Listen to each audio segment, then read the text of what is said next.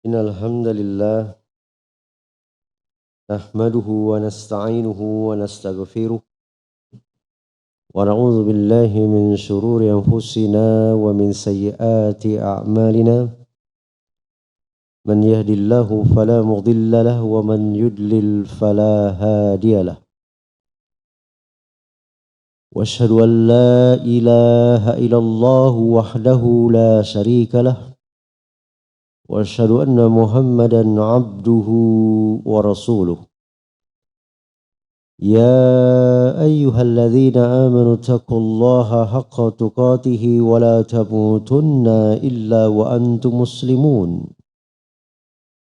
Wahai orang yang beriman, bertakwalah kalian kepada Allah dengan sebenar-benar takwa dan janganlah kalian mati kecuali dalam keadaan beriman. Amma ba'du fa inna khairal hadisi kitabullah wa khairal hadi hadi Muhammadin sallallahu alaihi wa alihi wasallam.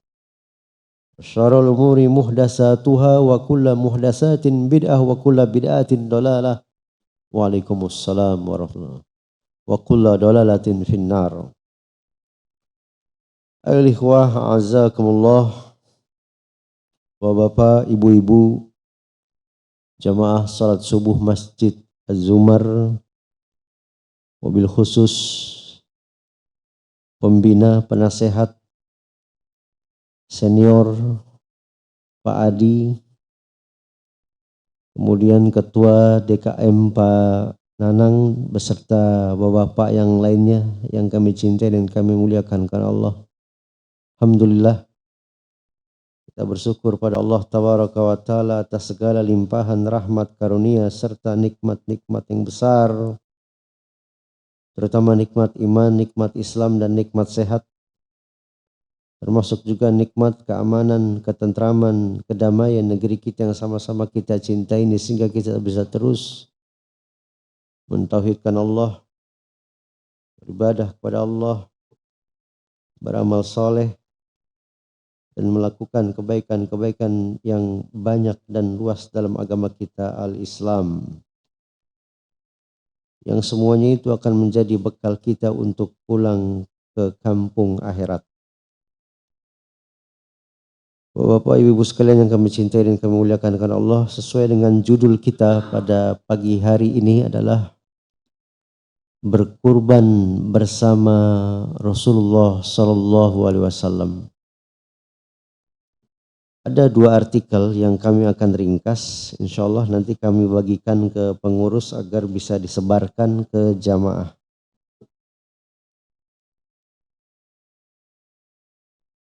Para ulama mendefinisikan udhiyah atau kurban yang dijelaskan dalam istilah fuqaha, para ahli fikih, adalah binatang piaraan yang disembelih pada hari-hari penyembelihan disebabkan datangnya hari raya Idul Adha untuk mendekatkan diri kepada Allah. Ini definisi ta'rif yang dijelaskan oleh para fuqaha, para ahli fikih. Sedangkan kata udhiyah atau berkurban itu diambil dari kata duha, ad-duha, yang artinya adalah waktu duha. Penyembelihan itu mulainya waktu kapan, Pak? Waktu duha. Berakhir 3 hari tasrik. Berarti hari penyembelihan ada berapa hari? Kata ibu-ibu 3, Pak. Yang benar 4 hari. Di tanggal 10, 11, 12, 13. Sebelum tanggal 10, bahkan sebelum sholat Id tidak sah. Dia hanya daging biasa. Atau setelah hari tasrik selepas maghrib juga tidak sah. Dia hanya daging biasa. Demikian juga dinamai hari itu adalah Idul Adha karena hari itu disyariatkan menyembelih binatang kurban atau udhiyah tadi. Ya. Kemudian udhiyah dipakai dalam bahasa kita dengan istilah kurban diambil dari kata taqarruban atau kurbanan yang artinya mendekatkan diri kepada Allah. Ya, bahkan Pak dalam ayat dan hadis tersebar itu Allah tidak butuh darah dan daging hewan kurbannya, karena darah dibuang, daging untuk manusia. Yang Allah butuhkan adalah takwanya. Ya. Hukum berkurban itu terjadi perbedaan pendapat di kalangan para ulama. Setidaknya ada dua pendapat. Mayoritas atau jumhur ulama diantaranya madhab Syafi'i, madhab Maliki dan pendapat yang masyhur dari madhab Imam Ahmad bin Hanbal mengatakan kurban tidak wajib tetapi sunnah muakkadah. Pakai dalil juga itu Pak. Ini baru pendapat pertama Pak ya. Dalilnya dari Ummu Salamah bahwasanya Nabi SAW bersabda, apabila masuk 10 hari, maksudnya awal bulan Zulhijjah, lalu diantara kamu hendak berkurban. Situ ada kalimat hendak berkurban yang seolah-olah tidak wajib. Maka janganlah mengambil atau memotong rambut dan kukunya sedikit pun sampai benar-benar dia menyembelih kurbannya. Hadis riwayat Muslim, hadis 1566. Ya, hadis ini dimaknai oleh sebagian madhab dalil tidak wajibnya kurban Idul Adha, hanya dia hukumnya apa tadi? Sunnah muakkadah. Dan hadis ini juga memberikan pelajaran kepada kita yang membeli hewan kurban ya dari 1 Zulhijjah sampai disembelihnya hewan kurban tidak boleh kita potong kuku dan rambut. Kuku dan rambutnya siapa Pak? Orangnya apa hewannya? Kalau hewannya kurang kerjaan. Orangnya Pak ya, yang berkurban. Kalau suaminya membeli 1 kambing diniatkan sekeluarga, berarti suaminya yang tidak boleh potong kuku dan rambut. Anak istrinya boleh. Kecuali patungan 1 ekor sapi 7 orang. Nah itu dia 7-7-nya tidak boleh potong kuku dan potong rambut. Dalam satu riwayat onta boleh 10 orang. Onta lebih mahal dari sapi ya Pak. Itu 10 orangnya itu tidak boleh potong kuku dan rambut. Ya. Hadis di atas menerangkan bahwa siapa yang hendak berkurban maka janganlah demikian dan demikian tadi itu potong kuku, rambut itu. Dalam hadis itu tidak ada keharusan kecuali apabila ada kehendak untuk berkurban sehingga dipahami bahwa boleh-boleh saja seseorang tidak berkurban apabila tidak berkehendak. Ini sebagaimana disampaikan oleh Al-Imam Ibnu Hazm dan lain-lain dalam kitabnya Al-Muhalla dan seterusnya ya Pak. Itu baru pendapat pertama. Pendapat kedua, mazhab Hanafi dan salah satu riwayat dari Imam Ahmad bin Hanbal rahimahumullahu ta'ala mengatakan hukumnya wajib.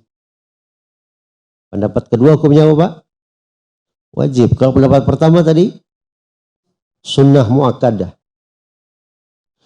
Di antara dalil yang mereka jadikan sandaran adalah an Abi Hurairah qala Nabi sallallahu alaihi wasallam man kana lahu sa'atun wa lam yudahi fala yaqrabanna musallana. Itu riwayat yang masyhur terkenal Pak ya. Dari Abu Hurairah semoga Allah meridainya, beliau berkata Rasulullah SAW bersabda barang siapa yang mempunyai keluasan rizki lalu tidak berkurban maka janganlah mendekati tempat salat kami. Hadis surat Ibnu Majah Disahihkan oleh Syalbani dalam kitab Sahih Wad Dhaif Al-Jami nomor 6490. Maksud para ulama, jangan mendekati tempat sholat kami, maksudnya seolah-olah Nabi ingin mengatakan tidak usah ikut sholat id. Padahal dia mampu. Kata para ulama, hadis di atas menerangkan bahwa siapa saja yang mampu berkurban tetapi tidak melakukannya, maka hukumnya adalah tidak diperkenankan menghadiri sholat hari raya Idul Adha. Hal ini menunjukkan bahwa dia telah meninggalkan suatu kewajiban, sehingga seolah-olah sholat hari raya tidak berfaedah bagi orang yang tidak berkurban padahal mampu. Oleh karena itu dia dilarang mengikuti sholat hari raya. Kemudian pertanyaannya, pendapat yang kuat yang mana? Pendapat yang kuat setelah kumpulkan hadis-hadis yang berkaitan dengan hukum ini, para ulama kemudian mentarjih, menguatkan pendapat kurban Idul Adha itu Pak, maksudnya wajib bagi yang mampu. Wajib bagi yang mampu. Ini yang dipilih oleh para ulama. Lalu dibawakan dalil yang lebih banyak lagi ya tentang indikasi wajibnya berkurban bagi yang mampu. Di antaranya sebuah hadis dari jalan Mikhnaf bin Sulaim radhiyallahu anhu. Beliau mengatakan bahwa dirinya pernah mendengar Rasulullah SAW bersabda, "Ya ayuhan nas ala kulli ahli baitin fi kulli amin udhiyah." Wahai manusia, ketahuilah bahwa wajib atas setiap keluarga berkurban setiap tahunnya. Ini hadisnya riwayat Ibnu Majah, Tirmidzi, Abu Daud, Nasai, hadis sahih. Itu hadis. Hadis yang lain, Rasulullah SAW bersabda, barang siapa menyembelih kurban sebelum sholat Idul Adha, maka hendaklah dia mengulang lagi sebagai gantinya, dan barang siapa yang belum menyembelih, maka hendaklah dia menyembelih dengan menyebut bismillah. Ini sebagai dalil Pak. Kalau nggak wajib, buat apa disuruh mengulang? Demikian para ulama yang memilih pendapat wajib apabila mampu. Ya. Kemudian firman Allah yang sering kita baca dalam surat Al-Kautsar, fasholli li rabbika wanhar. Ini kata para ulama, sifat ayat ini sifatnya amr, perintah, hukum asal perintah adalah wajib. Selama tidak ada dalil lain yang memalingkan menjadi selain wajib, maka sholat dan berkurbanlah hanya kepada Rabbmu. Kemudian Rasulullah SAW tinggal di Banidah selama 10 tahun Pak. Tidak pernah meninggalkan syariat kurban. Ini syarat bahwa kurban adalah wajib. Seandainya kurban tidak wajib, maka pasti Rasulullah akan meninggalkannya sesekali. Ya, seperti yang ia lakukan dalam sholat taraweh. Kan sholat taraweh Nabi 3 malam berturut-turut sholat berjamaah. Malam keempat dan seterusnya berjamaah enggak Pak? Enggak. Sholatnya di mana? Rumah. Kenapa? Khawatir nanti dianggap wajib. Ya. Nah, ini perlu diingatkan juga. Adapun hadis yang menerangkan bahwa Nabi SAW tidak perintahkan menyembelih kurban, ya. Nabi diperintahkan menyembelih kurban tetapi tidak diwajibkan atas kaum muslimin. Ini hadis dhaifun jiddan, sangat lemah. Mungkin pernah dibacakan hadis ya, di antara kita, umirtu bil adha walam yuktab alaikum. Aku diperintah untuk berkurban tetapi tidak diwajibkan atas kalian. Ini para ulama meneliti riwayatnya dhaifun jiddan, sangat lemah sekali. Jelaskan bukti-bukti kelemahannya di risalah ini. Kemudian kapan waktu mulai berkurban, Pak? Waktu mulai dibolehkan berkurban adalah jika seorang telah selesai melaksanakan sholat Idul Adha. Hal ini berdasarkan hadis qala Rasulullah SAW. Rasulullah SAW bersabda, "Man kana zabaha qabla an yusalliya falyazbah ukhra makanaha wa man lam yazbah falyazbah bismillah." Barang siapa menyembelih kurban sebelum sholat Idul Adha, maka hendaklah dia mengulang lagi sebagai gantinya, dan barang siapa yang belum menyembelih, maka hendaklah dia menyembelih dengan menyebut bismillah.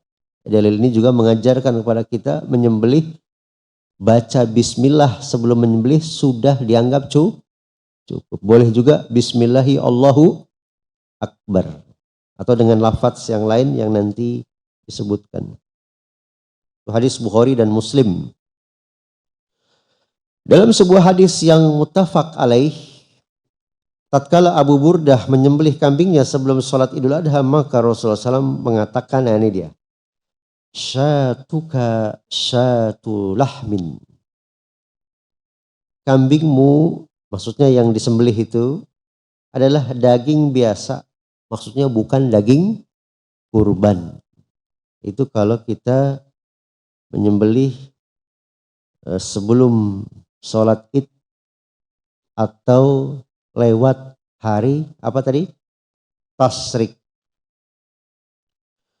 Tentang akhir waktu kurban, menurut pendapat yang terkuat adalah sampai akhir hari tasyrik, yaitu tanggal berapa, Pak? 13. Waktu kapan? Maghrib. Ya. Nabi pernah bersabda, kullu ayyamin tasriki zabhun. Semua hari tasyrik itu waktu menyembelih kurban. Rasulullah SAW juga pernah bersabda, ayyamu tasriki ayyamu aklin wa surbin wa zikrillah. Hari tasyrik adalah hari makan-makan dan minum-minum dan zikir kepada Allah. Bahkan para ulama sepakat diharamkan berpuasa. Ya. Hadis riwayat Imam Muslim. Ada beberapa hikmah disyaratnya berkurban, Pak. Yang pertama, untuk mendekatkan diri hanya kepada Allah, dan inilah hikmah kurban yang paling utama. Ya, sebagaimana realisasi firman Allah, "Qul inna sholati wa nusuki wa mahyaya wa mamati lillahi rabbil alamin." Katakanlah, sungguhnya salatku, penyembelihanku, hidupku dan matiku hanya untuk Allah semata, Rabbul alamin, tiada sekutu baginya. Maka tidak boleh, Pak, menyembelih ya untuk membangun jembatan atau membangun gedung, lalu kepala sapi kerbaunya ditanam di bawah itu. Ya, ini bisa menjerumus kepada kesirikan. Ya, di sebagian daerah ada, Pak, itu ketika ada proyek-proyek, mandornya atau siapanya itu karena habis konsultasi ke dukun supaya lancar proyeknya, itu salah satu tukang dicor jadi korbannya, Pak. Terjadi gak itu? Terjadi, Pak, di beberapa tempat. Itu, Pak, kalau kesyirikan itu ya di antara bahayanya itu ya itu tuh, Pak. Bisa menghilangkan nyawa manusia. Yang kedua, menghidupkan kembali sunnah Nabi Ibrahim alaihissalatu wassalam yang telah diperbaharui kembali oleh Nabi kita Muhammad SAW. Awalnya kan dulu melalui mimpi Nabi Ibrahim diperintah untuk menyembelih siapa, Pak? Ismail. Ismail itu siapanya Nabi Ibrahim, Pak? Anaknya. Tapi karena ketakwaan yang luar biasa, kesabaran yang tinggi, maka Allah ganti dengan kibas. Kibas itu kambing Arab yang buntutnya lebar itu, tebal itu, Pak. Ya,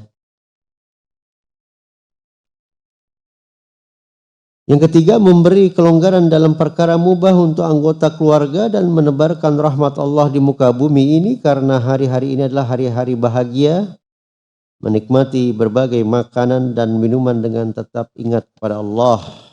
Gitu.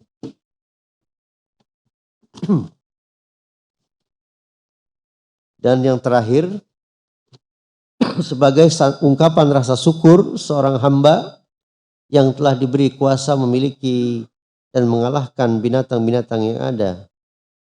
Jadi tercantum dalam surat Al-Hajj ayat 36, Allah berfirman di ujungnya, kadzalika sakharnaha lakum la'allakum tashkurun.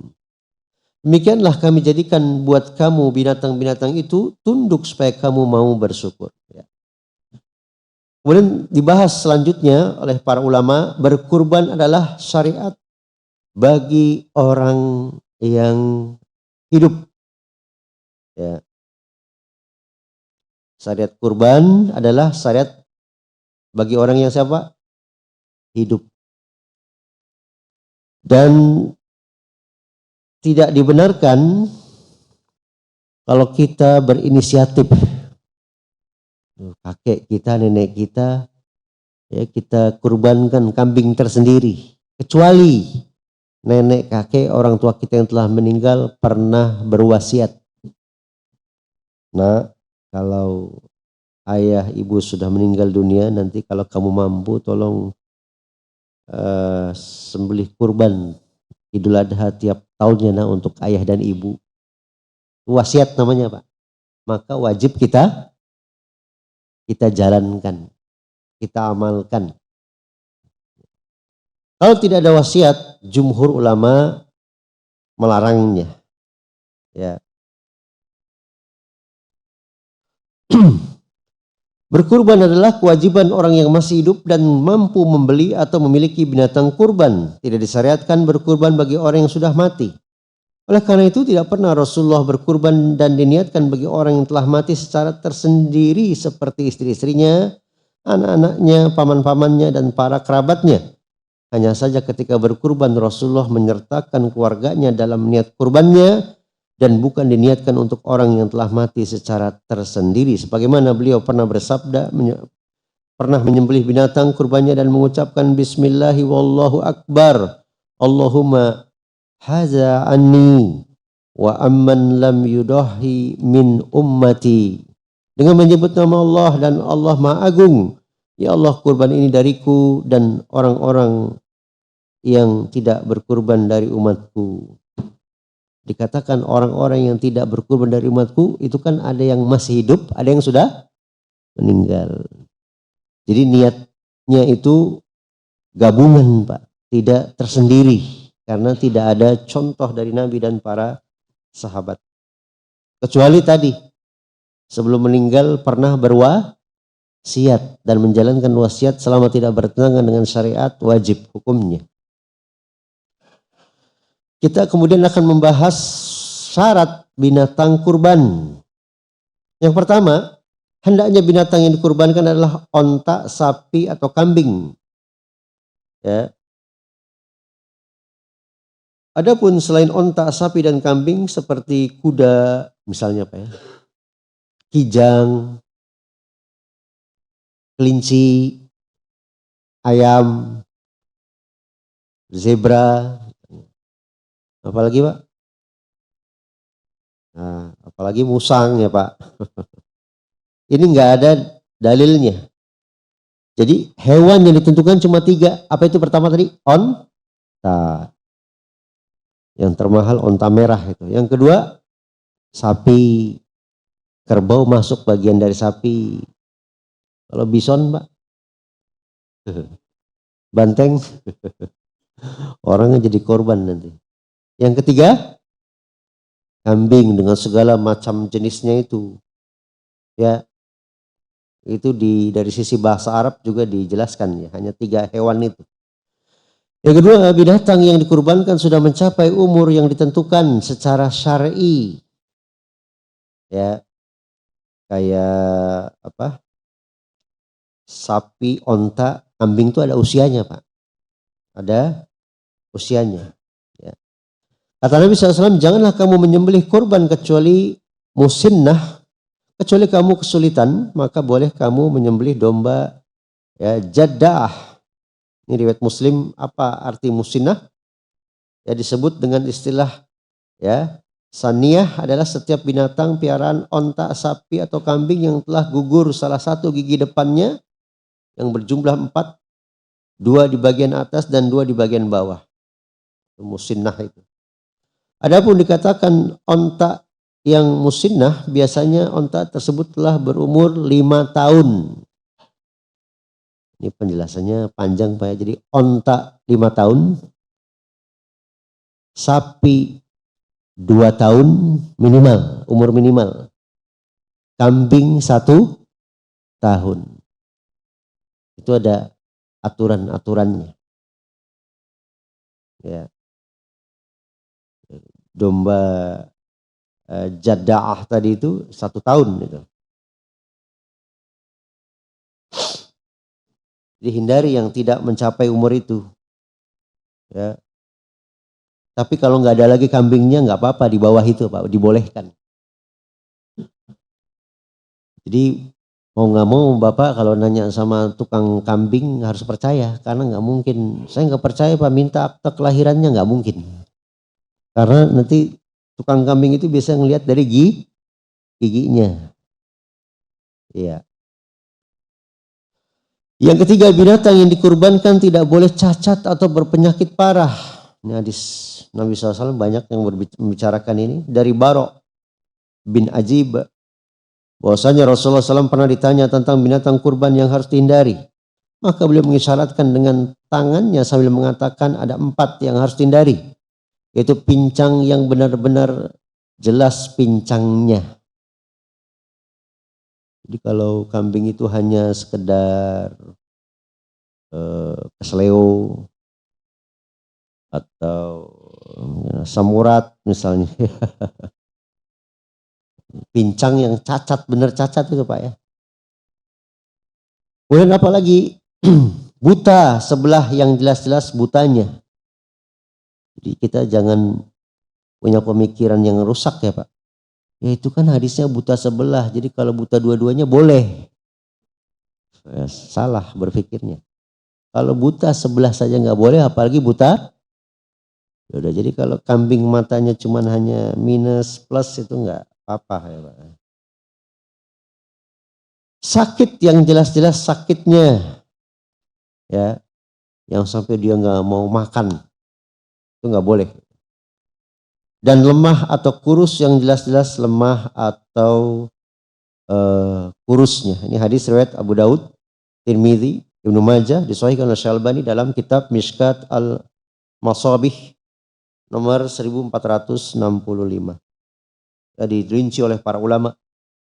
Ya, seperti yang kami sampaikan tadi, ya hindari hewan yang seperti itu Pak ya. Adapun kalau satu kupingnya kecil, agak kecil, kupingnya besar, dibolehkan. Tanduknya patah, boleh. Karena itu nggak masuk larangan. Nah, ada yang disalahpahami di masyarakat, tidak boleh menyembelih hewan yang betina. Nah, ini nggak ada dalilnya Pak. Hukum asalnya boleh. Ketidakbolehan kalau alasannya karena ini untuk perkembangbiakan, ya nggak apa-apa. Tapi kalau ditanya boleh tidak berkurban dengan kambing betina, boleh jawabannya. Ya, cuman mungkin barangkali supaya untuk apa itu Pak? Ya berkembang biak, ya nggak apa-apa. Tidak pakai kambing betina. Ya. Ya. Nah tentang pincang tadi Pak, kalau pincang saja tidak boleh, apalagi kalau kakinya putus. Itu jelas tidak boleh lagi ya. Ya. Nah kemudian dibahas oleh para ulama, binatang yang kurban yang paling afdol, ini dibahasnya, kesimpulannya kibas yang besar. Ya, berdasarkan hadis an Anas bin Malik anna Nabiya sallallahu alaihi wasallam doha bi kabshaini aqratnaini amlahaini. Dari Anas bin Malik bahwasanya Nabi menyembelih kurban 2 ekor kibas yang bertanduk lagi berwarna bagus. Ini hadis riwayat Bukhari dan Muslim. Ya. Berkata Syekh Muhammad bin Shalih Al-Utsaimin rahimahullahu taala dalam kitabnya Talkhis Ahkam Al-Udhiyah wa Az-Zakah halaman 17. Kibas adalah jenis kambing yang berbadan besar. Itu di Indonesia ada Pak, tapi jarang. Ya, lebih mahal. Para ulama beristinbat dari hadis ini bahwa binatang kurban yang paling afdal adalah kibas yang bertanduk dan berwarna bagus. Adapun binatang kurban yang tidak bertanduk maka tetap dibolehkan karena para ulama hanya bersepakat disunahkan hewan kurban yang bertanduk dan tidak diwajibkan.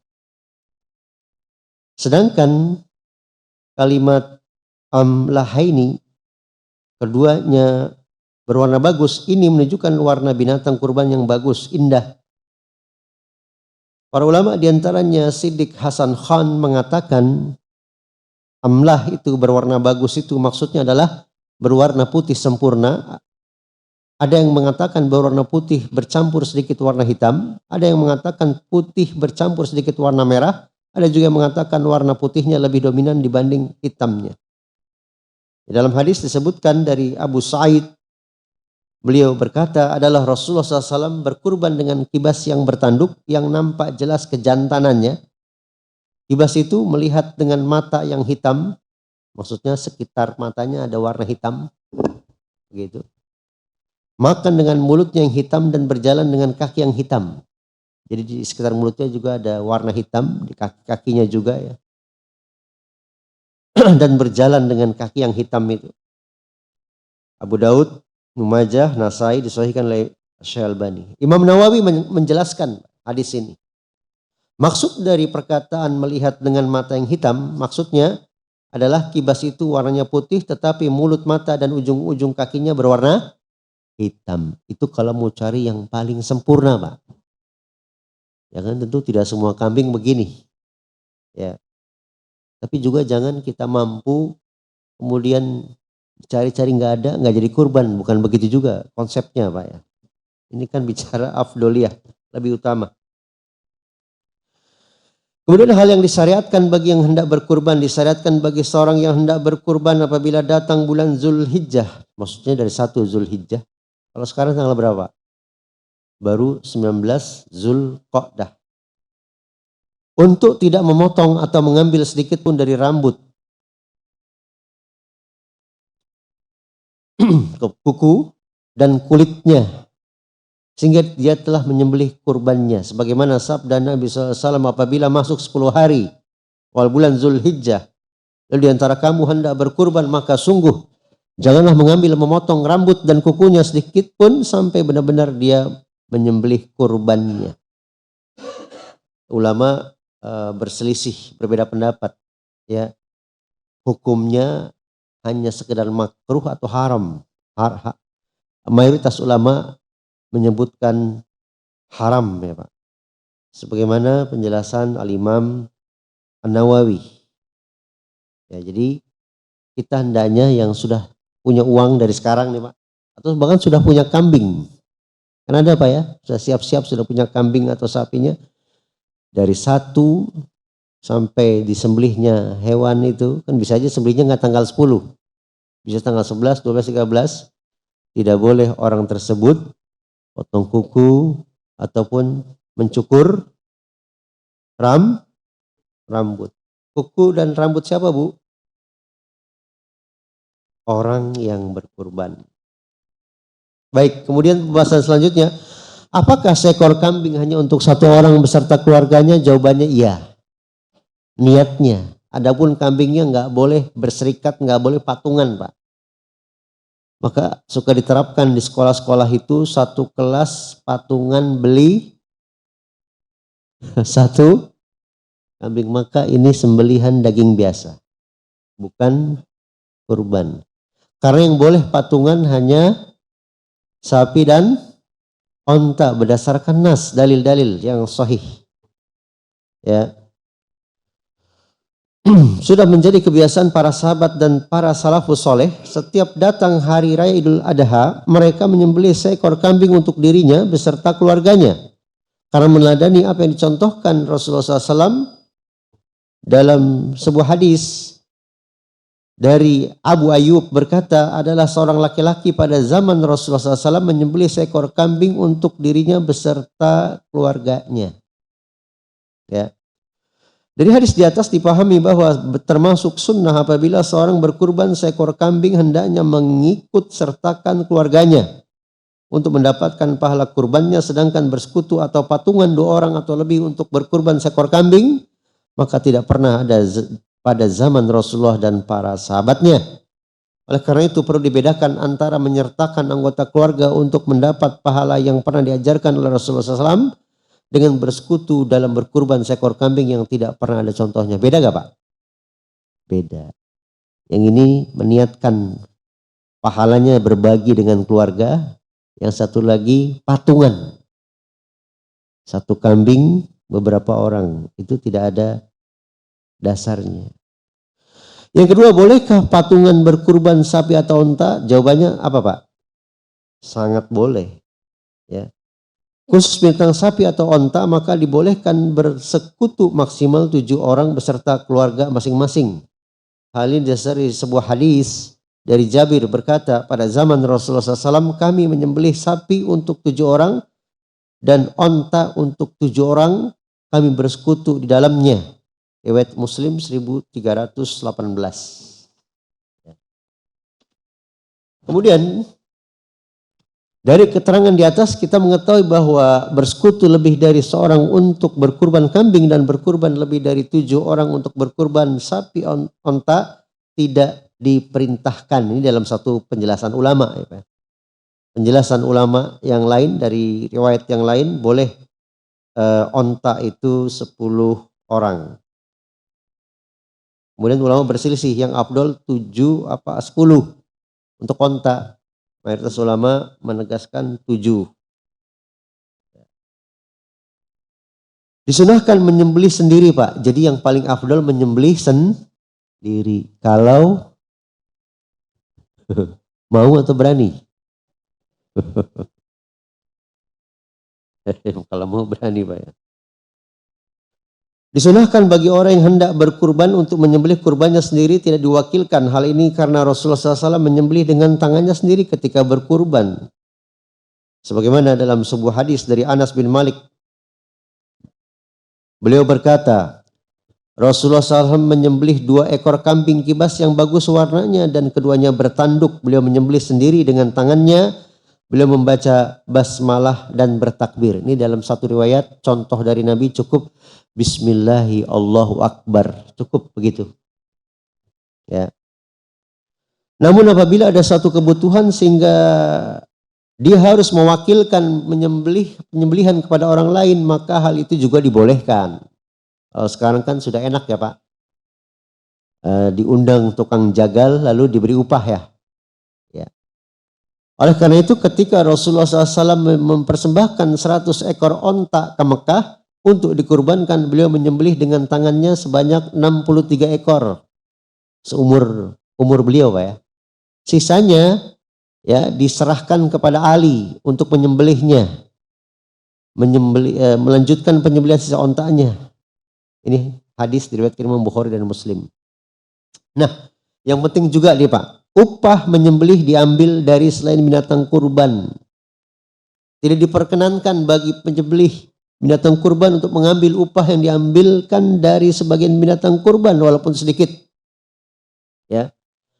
Ali bin Abi Thalib itu punya budget sendiri Pak untuk memberikan penyembelih. Adapun kalau mau ngasih kulit, kaki, kepala itu statusnya hadiah bukan upah. Ya, maka tidak boleh seorang Pak nanti per sapi saya bayar 500.000 ya, dan 1 kepala sapinya buat bapak. Nah, itu kalau sebagai upah tidak boleh. Bolehnya hanya sebagai hadiah. Ya. Dari Ali bin Abi Thalib berkata, Rasulullah SAW memerintahkan aku untuk mengurusi kurbannya dan memerintahkan supaya aku membagi semua perlengkapan onta serta kulit-kulitnya. Dan aku dilarang memberi tukang sembelihannya upah dari daging kurban walaupun sedikit. Sehingga kami mengupahnya dengan harta dari kami sendiri. Bukan dari daging kurban. Hadis riwayat Ibnu Majah. Disahihkan oleh Syalbani. Jadi upahnya itu Pak ada budget tersendiri. Ya. Lalu kita nggak boleh ya Pak menjual kulit, kepala dan lain-lain, tidak boleh. Kecuali sudah diserahkan ke fakir miskin, nah terserah fakir miskin mau diapain sama dia. Mau dijual boleh, mau dibikin pakaian juga boleh, bebas. Ya. Pembagian daging kurban Pak. Ya, yang pertama dimakan pemilik binatang beserta keluarganya. Bagi orang yang berkurban disyariatkan untuk makan sebagian daging binatang kurbannya. Hal ini berdasarkan perintah Allah Subhanahu wa taala dalam firman-Nya, ya fakulu minha wa at'imul qani'a wal mu'taron. Maka makanlah sebagian dagingnya dan berilah makan orang yang tidak meminta-minta dan orang yang minta-minta. Ini Pak, sebagian kita punya pemahaman. Lah ibu bapak ngapain minta daging? Nggak ikhlas berarti.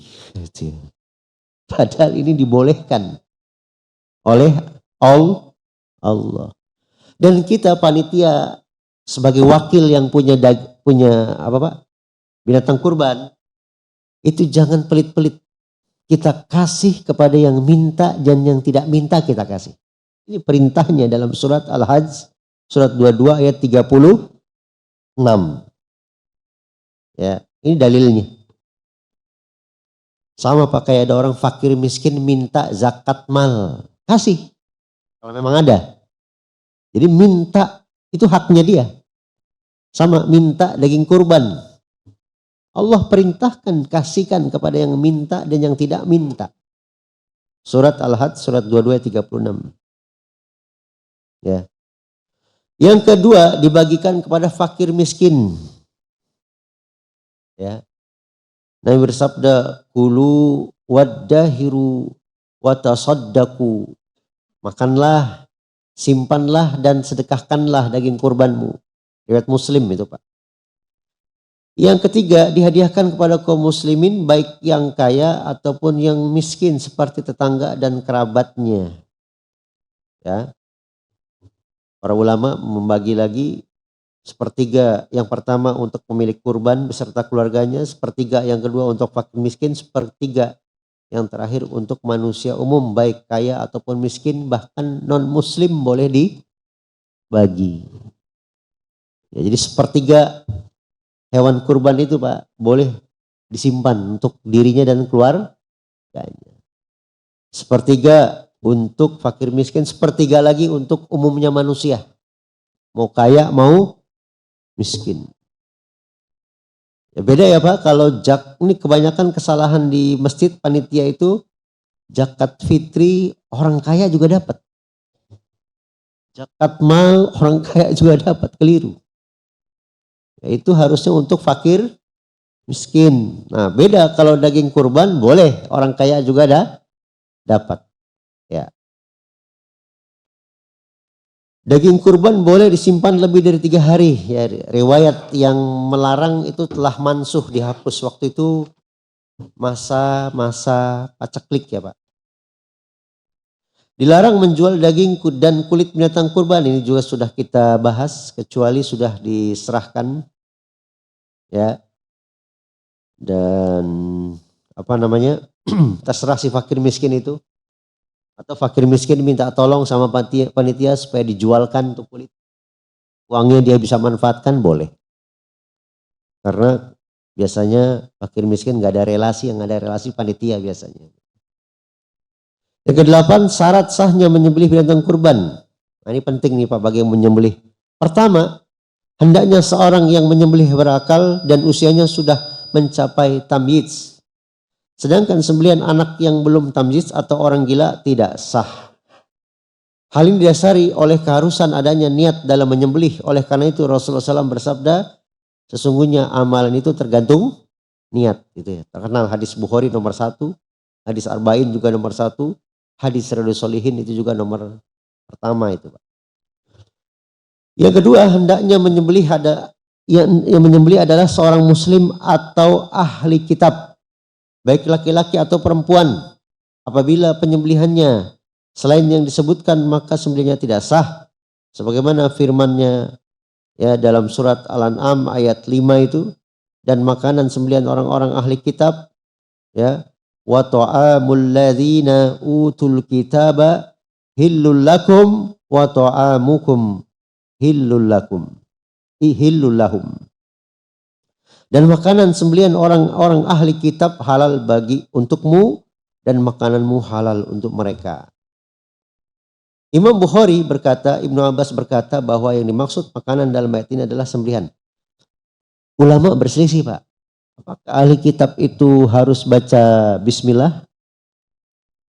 Atau cukup dengan menyebut nama Tuhan-Tuhan mereka? Jawabannya, pendapat yang paling kuat, dia harus menyebut nama Allah.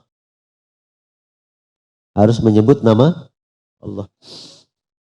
Ada yang mengatakan ahli kitab zaman dulu sama sekarang beda katanya. Padahal sama. Sama-sama sudah menyembah Tuhan selain Allah. Ya, tidak ada bedanya. Hendaknya penyembelih benar-benar bermaksud menyembelih, bukan sekedar kebetulan atau tidak sengaja. Sehingga seandainya ada seorang sedang diserang oleh seekor sapi, lalu dia menebaskan pedangnya ke arah sapi tersebut dengan maksud untuk membela diri, dan sapi tersebut terluka lehernya sehingga mati, maka perbuatan seperti ini tidak termasuk penyembelihan yang sah, karena dia tidak bermaksud menyembelih. Berarti itu menjadi apa? Bangkai. Ada sapi ngamuk. Ya. Karena ngamuk, dia harus lumpuhkan sapi ini. Mati sapinya Pak. Maka tidak dianggap menyembelih. Tempat hendaknya sembelihan ini hanya untuk Allah. Apabila sembelihan diperuntukkan kepada selain Allah, maka sembelihan tersebut tidak halal. Seperti orang yang menyembelih sapi bermaksud mengagungkan berhala atau dipersembahkan kepada penghuni tempat yang dianggap keramat. Nah ini nggak boleh juga. Kecuali Pak, sembelihan itu hewan itu tidak disembelih. Suka ada Pak di daerah-daerah pedalaman, pohon yang dianggap keramat, goa dianggap keramat, tempat yang keramat, itu suka Pak ditaruh kambing masih hidup, berharap dia diambil oleh siapa Pak? Penghuninya, penunggunya. Itu seandainya kalau kita mau ambil Pak, para ulama mengatakan boleh, karena itu dianggap barang yang sudah dibuang. Paling dampak buruknya orang itu percaya, wah itu diambil sama itu dia. Yang terakhir, hendaknya menyebut nama Allah dan tidak menyebut nama selainnya. Ini menjadi syarat utama, sehingga seandainya ada orang yang menyembelih tanpa menyebut nama Allah Subhanahu wa taala atau menyebut nama selain Allah Azza wa Jal, maka sembelihan tersebut haram untuk dimakan. Ya, ini berdasarkan banyak ayat dan hadis Nabi SAW. Ya. Dalam ayat wala ta'kulu mimma lam yudkarismullahi alaihi. Janganlah kamu makan sembelihan yang tidak disebut nama Allah atasnya. Surat 6 ayat 121. Kata para ulama, dalam ayat di atas Allah Subhanahu wa taala melarang hambanya makan binatang yang disembelih tanpa menyebut nama Allah. Oleh karenanya para ulama menjadikan basmalah sebagai syarat sahnya setiap penyembelihan, bahkan menurut pendapat yang lebih kuat apabila lupa membaca basmalah maka sembelihan itu tidak sah, hukumnya haram. Lantaran beberapa alasannya Pak. Kemudian hendaknya menyembelih sampai mengalirkan darah dengan alat yang tajam. Nabi SAW bersabda, dari Rafi bin Khadij, ya hadis ini sampai kepada Rasulullah SAW, beliau berkata, binatang yang dialirkan darahnya dengan alat yang tajam maka makanlah. Maksudnya sah, itu riwayat Bukhari Muslim. Kemudian yang dibahas terakhir oleh para ulama adalah adab-adab menyembelih. Yang pertama, hendaknya binatang kurban dihadapkan ke kiblat, dikarenakan kiblat adalah arah yang paling mulia. Itu yang perlu dilakukan ya Pak. Yang kedua, apabila yang disembelih adalah onta, maka disunahkan onta itu disembelihnya tidak dibaringkan Pak. Tapi ontanya berdiri. Dan penyembelihannya itu Pak, ditusuk leher bawahnya, kemudian dijalankan pisaunya begitu. Bukan leher pas di sininya, tapi di dekat leher dadanya itu. Penyembelihannya itu. Ya. Sebagaimana dalam sebuah hadis dari Ibnu Umar berkata bahwasanya dia datang kepada orang yang sedang membaringkan ontaknya. Ya, untuk disembelih, maka dia berkata, biarkan onta itu disembelih berdiri dalam keadaan diikat. Ini adalah sunnah Nabi Muhammad SAW. Jadi, kalau ada orang yang menyembelih onta dalam keadaan tidur, nah dia tidak menjalankan sunnah Nabi SAW. Ini hadis riwayat Bukhari dan Muslim. Yang selanjutnya, sedangkan sapi atau kambing maka disunahkan untuk dibaringkan ketika penyembelihannya. Sebagaimana dilakukan Rasulullah SAW setelah siap dengan pisau yang tajam. Sebagaimana Aisyah radhiyallahu anha berkata menerangkan apa yang dilakukan Rasulullah SAW. Kemudian Nabi membaringkan kambingnya dan menyembelihnya. Ini riwayat Muslim dan lain-lainnya. Selanjutnya, diharuskan ketika hendak menyembelih membaca apa tadi? Basmalah. Basmalah itu bacanya apa Pak? Kan ada Bismillahirrahmanirrahim, ada Bismillah saja. Itu pun sajanya nggak dibaca ya Pak. Kalau basmalah maksudnya Bismillah. Kalau tasmiyah baru Bismillahirrahmanirrahim. Dan disunahkan setelahnya itu untuk bertakbir. Bismillahirrahmanirrahim. Adapun kewajiban membaca basmalah maka sebagaimana perintah Allah Subhanahu wa ta'ala dalam Al-Quran yang artinya janganlah kamu makan sembelihan yang tidak disebut nama Allah atasnya. Ya. Sedangkan disunahkan mengucapkan Allahu Akbar, maka berdasarkan hadis dari Anas bin Malik, beliau mengatakan bahwa Rasulullah SAW apabila menyembelih kurban beliau mengucapkan Bismillahi Wallahu Akbar. Ya, ini riwayat Muslim. Yang kelima, disunahkan ketika menyembelih untuk berdoa supaya kurbannya diterima oleh Allah Subhanahu wa taala sebagaimana Rasulullah SAW mengucapkan ketika menyembelih Bismillahi Allahumma taqabbal min Muhammadin wa ali Muhammadin wa min ummati Muhammadin summa dohabihi. Bismillah ya Allah, terimalah kurban ini dari Muhammad, dari keluarga Muhammad dan dari umatnya Muhammad. Lalu beliau menyembelihnya. Jadi kita tinggal ganti nama kita Pak. Jangan kita pakai nama Muhammad karena kita bukan Nabi. Ini hadis riwayat Imam Muslim. Yang keenam, memotong dengan cepat urat leher binatang kurban dengan alat yang sudah diasah dengan baik dan tajam. Ya karena demikian cara menyembelih yang terbaik. Dan Rasulullah SAW memerintahkan untuk melakukan penyembelihan sebaik mungkin. Ya. Sebagaimana sabdanya yang artinya apabila kamu menyembelih maka sembelih. Maka baguskanlah penyembelihannya. Hendaknya diasah alat untuk menyembelihnya. Dan hendaknya binatang yang disembelih disegerakan. Jangan sampai alatnya tumpul Pak. Nah ini yang ketujuh, maka ditegaskan alat yang digunakan harus tajam dan dapat mengalirkan darah dengan ketajamannya. Sehingga binatang tersebut mati karena dialirkan darahnya. Baik itu alat dari besi dan seterusnya ya, kita udah canggih zaman sekarang. Yang terakhir, tidak mengasah alat atau menyembelih di hadapan binatang yang hendak disembelih. Ya. Tidak boleh Pak. Ya. Nabi SAW bersabda dari Ibnu Umar, Nabi bersabda, Nabi memerintahkan untuk diasah alat menyembelih dan tidak diperlihatkan kepada binatang-binatang. Nah, jadi banyak kekeliruan yang dilakukan oleh saudara kita, Pak ya. Itu hewan yang belum disembelih dengan hewan yang sedang disembelih dijadikan satu tempat.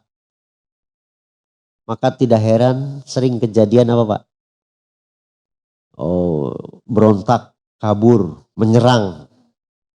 Ya, bahkan ada yang nangis. Betul Pak, akal tidak ada, tapi perasaan. Hewan itu punya perasaan. Ya. Jadi yang bagus, kalau tempatnya terbatas ditutup. Pakai terpal Pak ya. Agar hewan-hewan yang belum disembelih jangan sampai menyaksikan. Ya, ada yang udah digantung, udah dikulitin, hewan yang hidup menyaksikan begitu Pak ya. Ya, itu tidak berperi ke barangkali ini bisa disampaikan nanti fotokopiannya ini saya serahkan ke panitia ke pengurus nanti bisa diperbanyak. Wallahu alam, barangkali ingin ditanyakan, tafadhol Pak silakan. Ya. Waalaikumsalam warahmatullahi wabarakatuh.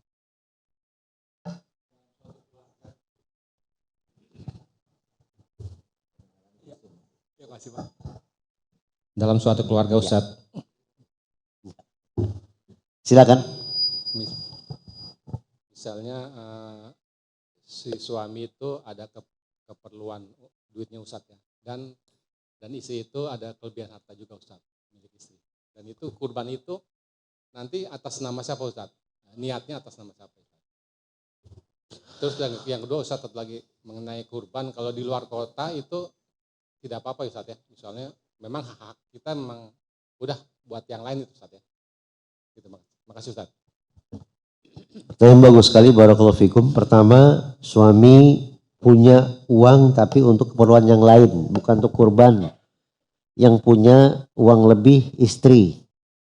Kemudian pertanyaannya berkurban atas nama siapa? Ya atas nama istrinya. Dan istrinya boleh meniatkan dengan sekeluarga itu. Kan tidak diharuskan untuk kepala keluarga. Siapa yang mampu di keluarga itu. Terlebih hukum kurban itu mampu bagi yang wajib bagi yang mampu. Jadi atas nama istri dan keluarganya. Kemudian bolehkah berkurban di luar kota? Boleh. Kalau memang di dalam kotanya sudah ada yang berkurban. Wallahu a'lam. Ada lagi Pak? Silakan Pak. Waalaikumsalam warahmatullahi wabarakatuh.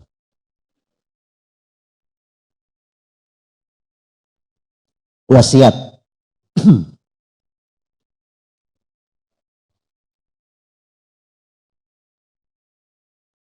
Tanah. Kebetulan nenek saya itu tidak mampu, dia jual, dibeli bapak saya. Kemudian nenek saya itu berwasiat ke saya, kalau nanti tanah itu jatuh ke kamu, kembalikan ke saya ya, katanya artinya diwakafkan. Nah sekarang saya laksanakan yang begitu itu, di situ saya bangun sekolah atas nama nenek saya. Tapi kan yang ngasih saya, itu gimana Pak Ustadz? Ibu-ibu dengar ya pertanyaannya ya? Iya. Alhasil, apa yang Bapak lakukan selama ikhlas, ya, maka Bapak dapat pahala dan nenek pun dapat pahalanya. Ya. Karena apa yang dilakukan anak khususnya, sebagian ulama mengatakan termasuk cucu karena itu bagian dari turunannya, dilakukan amal soleh, ikhlas, sesuai dengan sunnah, si anak atau si cucu ini dapat pahala, pahalanya mengalir kepada orang tuanya atau neneknya, tanpa mengurangi pahala si anak atau si cucu. Dan itu hanya ada di agama kita al-Islam. Kata Nabi SAW, al-Islamu ya'lu wa la yu'la. Islam itu tidak ada yang dapat menyainginya. Islam itu tinggi dan tidak ada yang dapat menyaingi ketinggiannya. Jadi kedua-duanya dapat pahala. Wallahu a'lam. Ya. Ustaz Afwan, terkait Silakan. dengan anjuran hewan yang disembelih harus dalam keadaan yang sehat saja. Ini banyak kejadian di masyarakat, terutama di kampung-kampung gitu ya, dalam proses menjatuhkan hewan. Ini kan banyak yang menggunakan alat-alat yang memang menyakiti hewan itu sendiri gitu Ustaz ya. Jadi mulai tali keluhnya yang diikat dengan sangat kencang, kemudian bagian kaki yang diikat dengan sangat erat. Sehingga saat hewan jatuh ini kan otomatis dia merasakan sakit yang lebih gitu ya sebelum dia disembelih. Apakah ini menjadikan sebab kecacatan bagi hewan sendiri dan bisa menjadikan sebab tidak sahnya kurban Ustaz? Taib. Satu saja Ustaz? Iya. Gitu ya. Ustaz, biasanya 3 pertanyaan. Baik. Mewakili. Jawabannya tentu tidak, karena sakit yang dimaksud dirinci oleh para ulama, dijelaskan dalam kitab-kitab fikih, maksudnya sakit yang benar-benar sakit, seperti tidak mau makan. Ya. Dirinci oleh para ulama di dalam hadis Nabi SAW.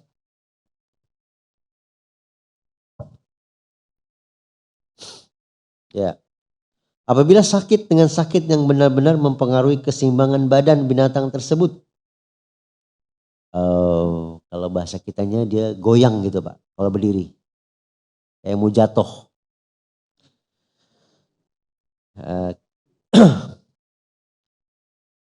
Sehingga dia nampak lemah disebabkan oleh penyakit tersebut, seperti luka yang parah, kudis yang parah, atau penyakit yang lain yang mengakibatkan binatang tersebut tidak mau makan dan badannya menjadi lemah. Jadi kalau sakitnya pada saat dijatuhkan dan menyakiti si hewan, maka dosa ada pada yang melakukan. Kan sekarang sudah ada Pak teknis-teknis yang dijatuhkan dengan lemah lembut ada. Ahlinya yang tahu. Dan tutorialnya udah banyak di YouTube itu Pak, kita bisa lihat ya. Jadi tidak mengapa, tidak mengurangi nilai kurbannya. Wallahu a'lam. Jadi sakit yang dimaksud yang benar-benar sakit. Wallahu a'lam. Silakan Pak Adi. Ya Ustaz, ini ada pertanyaan dari chat Ustaz. Dari Chat. silakan. Jadi orang yang sudah meninggal itu kan tidak punya kewajiban berkurban. Betul? Sekarang bagaimana sikap panitia terhadap orang yang mau berkorban atas nama orang yang sudah meninggal? Apa perlu ditanya ini wasiat atau bagaimana gitu kan? Apa memang kalau tidak wasiat ya serahkan saja kepada yang masih hidup? Sikap panitia. Mohon maaf ada satu lagi Ustaz. Ya. Kan di dalam penyembelihan panitia itu kan diserahkan untuk membeli kurban, hewan kurban, sapi misalnya. Jadi hewan kurban ada 10, ada 7 kelompok orang, 7, berarti memang sapi itu tidak perlu ditandain untuk sapi satu ini untuk yang mengkorban ini. Jadi panitia itu pokoknya siapa yang namanya berkorban udah siap, Iya. sapi mana aja diambil enggak masalah. Secara umum saja.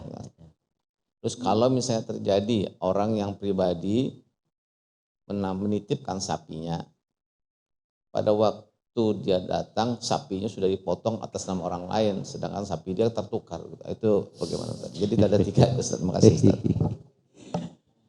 Jadi muskil namanya Pak ya. Yang pertama, apa sikap panitia kurban kalau ada seseorang yang bawa hewan kurban lalu dikatakan ini untuk nenek saya yang telah meninggal dunia. Yang gitu Pak ya. Ya hadirkan orang yang berilmu di situ untuk menjelaskan bahwa fikihnya begini. Kalau ada wasiat baru boleh. Khusus untuk yang meninggal itu karena dia berwasiat. Menjalankan wasiat wajib. Kalau tidak berwasiat atas nama bapak saja. Dan keluarga. Nah keluarga itu kan ada yang masih hidup, ada yang sudah meninggal. Jadi terangkan baik-baik saja begitu Pak. Tapi orangnya sudah pergi duluan, nggak sempat dijelasin, misalnya gitu ya. Ya sudah, panitia yang menyembelih atas nama dia dan keluarganya. Baik yang masih hidup maupun yang sudah meninggal, begitu. Yang kedua, soal orang patungan. Satu sapi 7 orang ya Pak? Ada 10 kelompok. Gitu Pak ya? Berarti 10 sapi. Orangnya berarti ada 70. Waktu penyembelihan tidak ditentukan sapinya yang mana. Ini sebagian ulama membahas Pak ya. Yang demikian boleh saja tapi kurang afdol. Dikhawatirkan ada ketidakpuasan orang-orang itu. Bagian kita sapinya sedikit kurus ya, dia gemuk, enak banget, begitu Pak. Nah sebaiknya ditandain. Ya, yang afdolnya ditandain. Kalau secara hukum mah boleh-boleh saja. Tapi tadi nanti akan timbul masalah baru. Iya, ketidaksesuaian, keirian, akhirnya menimbulkan kekesalan Pak. Bisa terjadi gak itu Pak? Hah?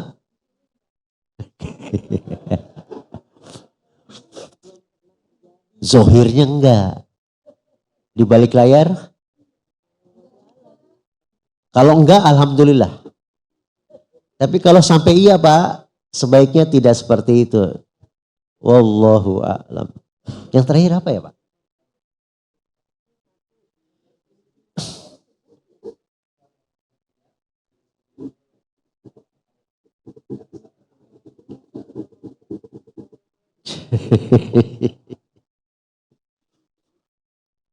Bagaimana kalau hewan kurbannya tertukar? Ada seseorang bawa hewan kurban sendirian ya Pak, ke situ sapi atau kambing. Pada saat penyembelihan atas namanya bukan nama orang itu. Kan gitu Pak ya? Pertama, Allah tidak mencatat dosa bagi orang yang nggak tahu sehingga keliru. Itu bisa jadi kan karena nggak tahu Pak. Ya. Kedua, ya kita tinggal minta maaf sama orang tersebut. Ketiga, tidak ada pengulangan menyembelih. Ini sama dikiaskan oleh para ulama Pak dengan orang yang sholat, setelah selesai sholat dikasih tahu orang, Pak tadi kiblatnya salah. Udah selesai sholat, ibu selesai sholat nih, dikasih tahu, Bu, maaf ya Bu ya, tadi ibu kiblatnya salah. Pertanyaannya, dia ngulang sholat atau tidak? Jumhur ulama, mayoritas ulama mengatakan tidak perlu ulang. Namanya juga tidak tahu. Yang tadi nggak perlu panitia juga repot-repot, tenang Pak, nanti kita ganti Pak. Itu merepotkan panitia itu. Berapa juta yang harus keluar lagi itu ya. Ya Allahu a'lam. Jadi tidak dihitung dosa. Kan pena diangkat kata Nabi SAW untuk yang tidak tahu, belum balik, ya, termasuk tertidur, lupa, terpaksa, dipaksa. Wallahu a'lam. Ada lagi dari ibu? Ya silakan Pak Umar.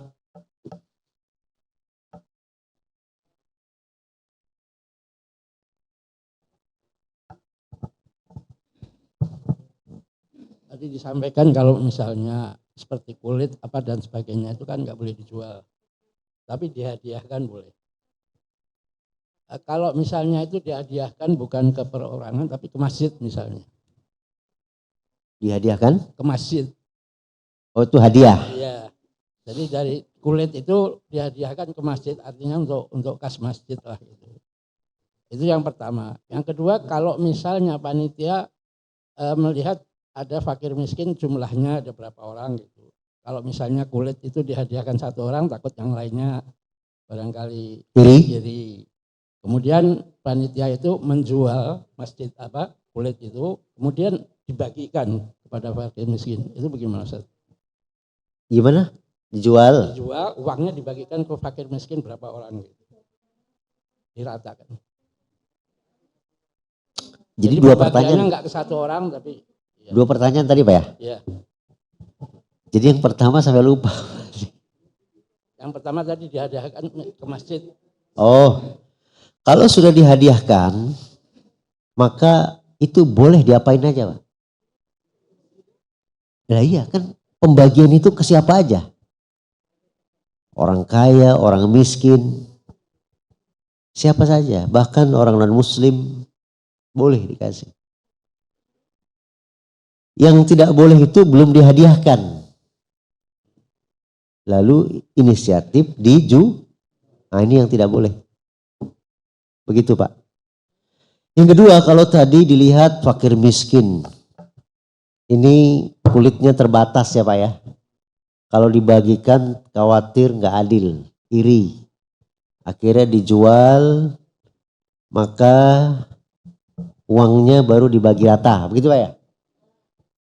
Jawabannya tidak boleh. Kecuali pemilik kurban menghadiahkan ke masjid. Pak, udah itu kulitnya itu nggak apa-apa untuk masjid. Nah kalau sudah statusnya hadiah, terserah masjid.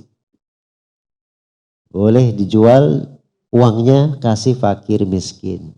Wallahu alam. Ada lagi Pak, Bu? Pak. Ya. Dalam sejarah atau dalam ini pernah nggak sih Nabi berkurban selain gibas tadi Pak? Misalnya sapi tadi atau onta? Oh iya. Ya.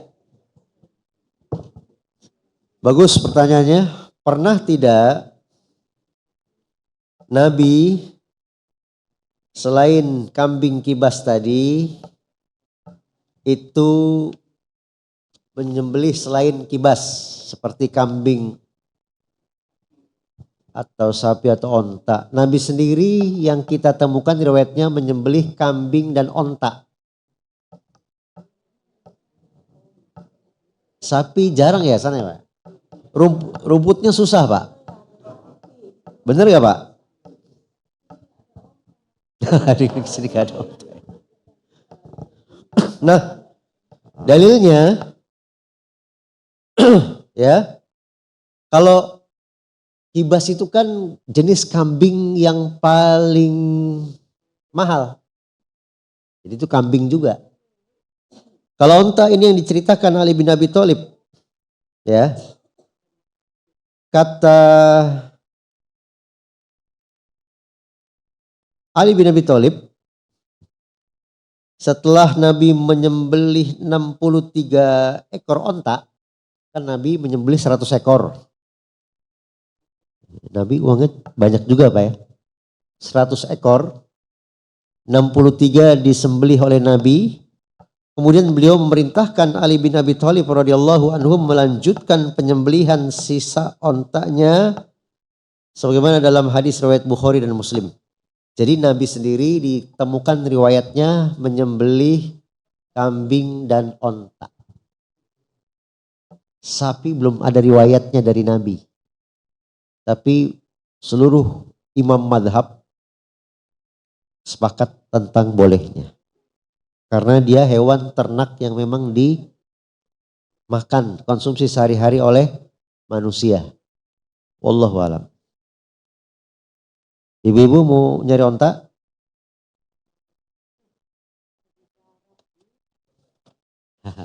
Ada habis atau habis Pak? Habis. Mudah-mudahan bermanfaat untuk kita semuanya. Yang benar tentu datangnya dari Allah dan Rasulnya. Mudah-mudahan kita bisa menjalankan sunnah-sunnah Nabi ini Pak. Ya, ini artikelnya kami serahkan kepada Pak Adi sementara ya Pak ya. Pak Adi, perwakilan. Dan nanti bisa disebarluaskan sehingga kita beramal dengan ilmu.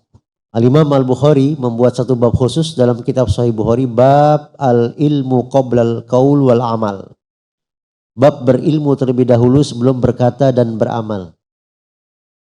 Sampai-sampai mayoritas ulama mengatakan amal itu, ilmu itu imamnya amal.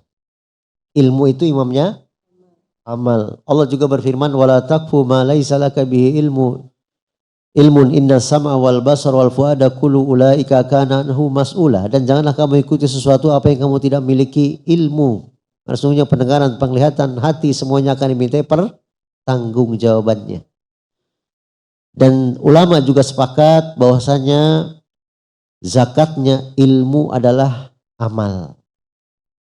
Jadi kita jangan kayak sebagian manusia Pak ya, itu beramal dulu baru cari-cari ilmu, cari-cari dalil. Salah itu. Harusnya berilmu dulu baru beramal. Mudah-mudahan bermanfaat. Kita tutup dengan doa kafaratul majlis. Subhanaka Allahumma wa bihamdika asyhadu an la ilaha illa anta astaghfiruka wa atubu ilaik. Assalamualaikum warahmatullahi wabarakatuh.